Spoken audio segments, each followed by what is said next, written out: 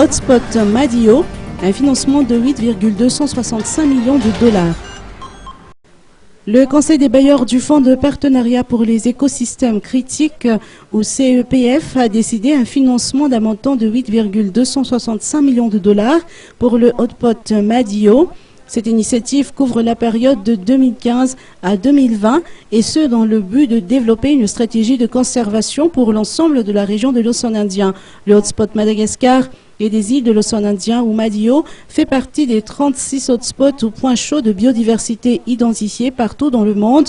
C'est une des zones les plus riches en termes de biodiversité, mais également l'une des plus menacées. Un programme du Fonds de partenariat pour les écosystèmes critiques a été lancé depuis 2 ans dans la région de l'océan Indien et Madagascar.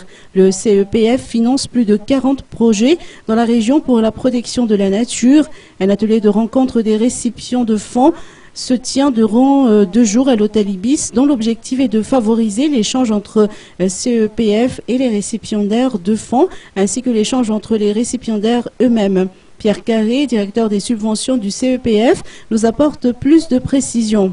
Le programme CEPF a été lancé depuis 2 ans dans la région de l'océan Indien. À l'heure actuelle, nous finançons plus de 40 projets dans la région, avec un grand nombre d'organisations de la société civile pour la protection de la nature. Et le grand enjeu de cette réunion, c'est de pouvoir mettre tout le monde autour de la table, d'avoir le retour de la part du terrain, de ces organisations qui travaillent au quotidien dans les forêts, dans les zones côtières avec les pêcheurs, dans les zones humides de Madagascar et des autres îles de l'océan Indien, et de pouvoir créer des partenariats, des réseaux pour que ces organisations échangent entre elles, échangent des bonnes expériences et ensemble puissent être encore plus fortes pour défendre la nature de Madagascar et des autres îles de l'océan Indien qui en a grand besoin. Plus de 80 personnes en provenance de l'île Maurice, des Seychelles, des Comores et de Madagascar ont assisté à cet atelier.